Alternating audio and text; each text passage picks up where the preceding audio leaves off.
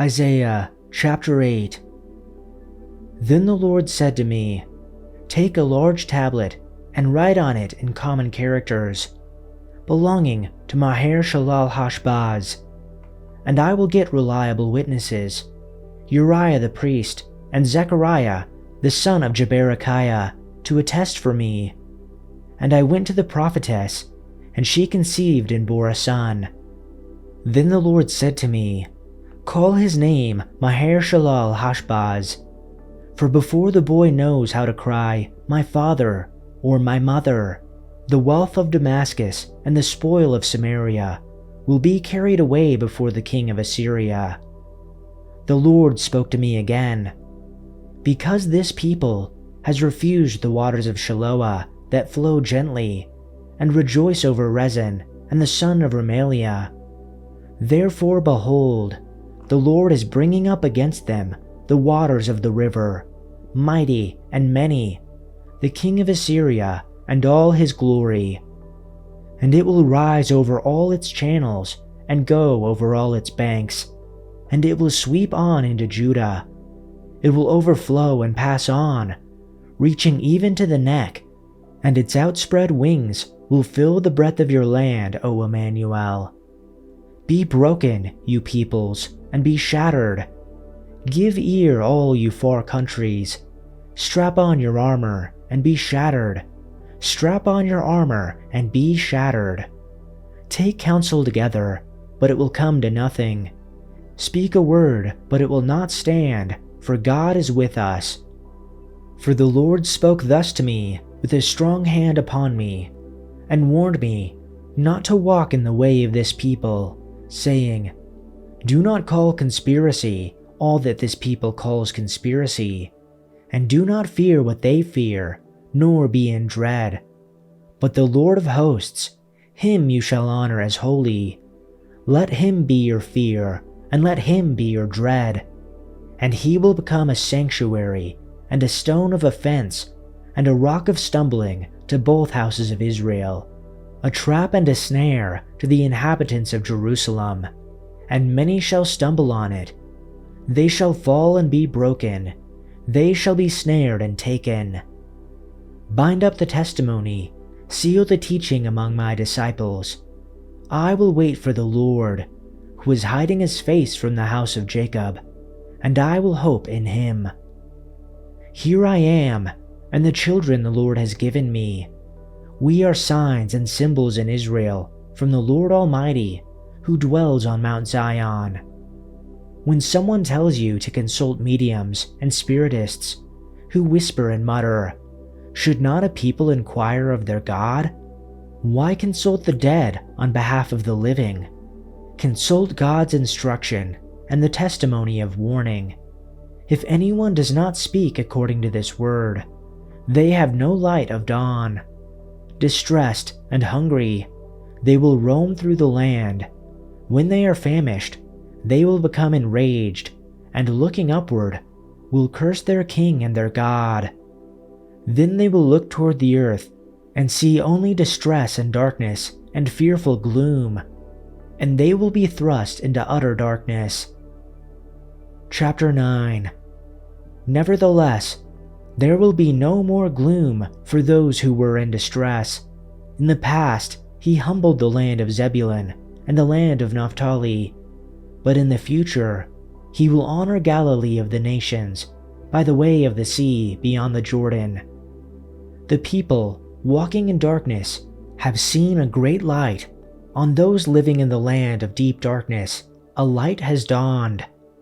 You have enlarged the nation and increased their joy. They rejoice before you, as people rejoice at the harvest, as warriors rejoice when dividing the plunder. For as in the day of Midian's defeat, you have shattered the yoke that burdens them, the bar across their shoulders, the rod of their oppressor. Every warrior's boot used in battle, and every garment rolled in blood, will be destined for burning, will be fuel for the fire. For to us a child is born, to us a son is given, and the government will be on his shoulders, and he will be called Wonderful Counselor, mighty God, everlasting Father, Prince of Peace. Of the greatness of his government and peace there will be no end. He will reign on David's throne and over his kingdom, establishing and upholding it with justice and righteousness from that time on and forever. The zeal of the Lord Almighty will accomplish this. The Lord has sent a message against Jacob. It will fall on Israel. All the people will know it. Ephraim and the inhabitants of Samaria, who say with pride and arrogance of heart, "The bricks have fallen down, but we will rebuild with smooth stones. The sycamores have been cut down, but we will replace them with cedars." Therefore, the Lord raises superior adversaries against them from Rezin and provokes their enemies, the Arameans from the east and the Philistines from the west, and they devour Israel with gaping jaws. In spite of all this, his anger does not turn away, and his hand is still stretched out. Yet the people do not turn back to him who struck them, nor do they seek the Lord of armies. So the Lord cuts off head and tail from Israel, both palm branch and bulrush, in a single day. The head is the elder and esteemed man, and the prophet who teaches falsehood is the tail. For those who guide this people are leading them astray, and those who are guided by them are confused. Therefore, the Lord does not rejoice over their young men, nor does he have compassion on their orphans or their widows. For every one of them is godless and an evildoer, and every mouth is speaking foolishness. In spite of all this, his anger does not turn away, and his hand is still stretched out. For wickedness burns like a fire. It consumes briars and thorns. It also sets the thickets of the forest aflame, and they roll upward in a column of smoke. By the wrath of the Lord of armies, the land is burned, and the people are like fuel for the fire. No one spares his brother. They devour what is on their right hand, but are still hungry, and they eat what is on their left hand, but they are not satisfied. Each of them eats the flesh of his own arm. Manasseh devours Ephraim, and Ephraim Manasseh, and together they are against Judah. In spite of all this, his anger does not turn away, and his hand is still stretched out. Chapter 10. Woe to those who enact unjust statutes, and to those who constantly record harmful decisions, so as to deprive the needy of justice and rob the poor among my people of their rights, so that widows may be their spoil, and that they may plunder the orphans. Now what will you do in the day of punishment, and in the devastation which will come from afar? To whom will you flee for help, and where will you leave your wealth? Nothing remains but to crouch among the captives or fall among those killed. In spite of all this, his anger does not turn away, and his hand is still stretched out. Woe to Assyria, the rod of my anger, and the staff in whose hand is my indignation.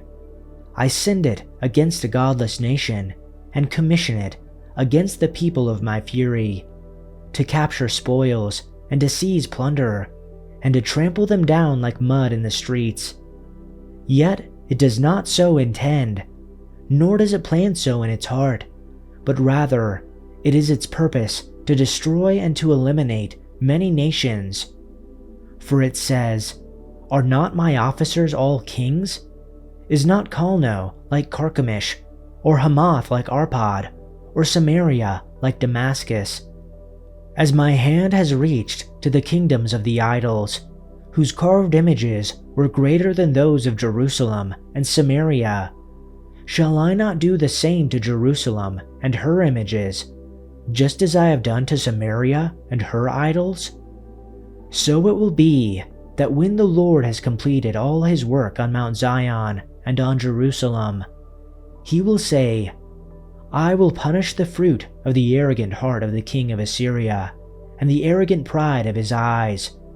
For he has said, "By the power of my hand and by my wisdom I did this, because I have understanding, and I removed the boundaries of the peoples and plundered their treasures, and like a powerful man I brought down their inhabitants, and my hand reached to the riches of the peoples like a nest, and as one gathers abandoned eggs, I gathered all the earth, and there was not one that flapped its wings, opened its beak, or chirped. Is the axe to boast itself over the one who chops with it? Is the saw to exalt itself over the one who wields it? That would be like a club wielding those who lift it, or like a rod lifting the one who is not wood. Therefore the Lord, the God of armies, will send a wasting disease among his stout warriors, and under his glory a fire will be kindled like a burning flame. And the light of Israel will become a fire, and Israel's Holy One a flame. And it will burn and devour his thorns and his briars in a single day. And he will destroy the glory of his forest and of his fruitful garden, both soul and body. And it will be as when a sick person wastes away. And the rest of the trees of his forest will be so small in number that a child could write them down. Now on that day, the remnant of Israel, and those of the house of Jacob who have escaped, will no longer rely on the one who struck them, but will truly rely on the Lord, the Holy One of Israel. A remnant will return, the remnant of Jacob, to the mighty God. For though your people, Israel, may be like the sand of the sea, only a remnant within them will return. A destruction is determined, overflowing with righteousness. For a complete destruction, one that is determined, the Lord God of armies will execute in the midst of the whole land. So this is what the Lord of heaven's armies, says. O my people in Zion, do not be afraid of the Assyrians when they oppress you with rod and club, as the Egyptians did long ago. In a little while, my anger against you will end, and then my anger will rise up to destroy them. The Lord of heaven's armies will lash them with his whip, as he did when Gideon triumphed over the Midianites at the rock of Oreb, or when the Lord's staff was raised to drown the Egyptian army in the sea. In that day, the Lord will end the bondage of his people. He will break the yoke of slavery and lift it from their shoulders. Look, the Assyrians are now at Aiath.